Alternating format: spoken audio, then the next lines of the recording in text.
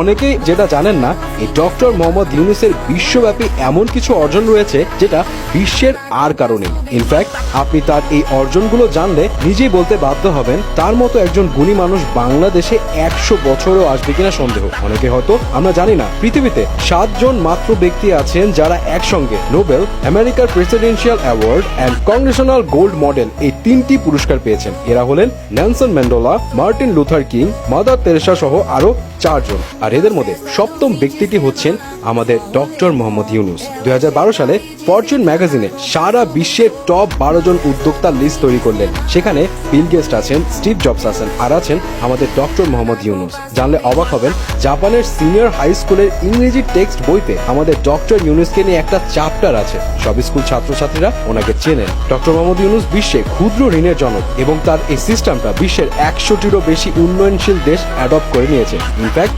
যুক্তরাষ্ট্রের মতো উন্নত দেশ এই ক্ষুদ্র ঋণ সিস্টেম ইকোনমিক ডেভেলপমেন্টের জন্য চালু করেছে। তার এই ক্ষুদ্র ঋণের টার্গেট ছিল দরিদ্র মানুষেরা যাতে ক্ষুদ্র ব্যবসার জন্য দীর্ঘমেয়াদী কিস্তিতে স্বল্প সুদে ঋণ পাওয়ার অধিকার পায় এবং সমাজে ধনী ও দরিদ্রের যে ব্যাপক বৈষম্য সেটা দূর হয়। এছাড়া দরিদ্রের বিরুদ্ধে লড়াইয়ের প্রযুক্তিও যে ভূমিকা রাখতে পারে এমন দূরদৃষ্টি সম্পন্ন উদ্যোগের কৃতিত্ব দেওয়া যেতে পারে অধ্যাপক ইউনূসকে। যেমন যখন মোবাইল ফোন বিশ্বের যে কোনো দেশে বিলাস পণ্য হিসেবে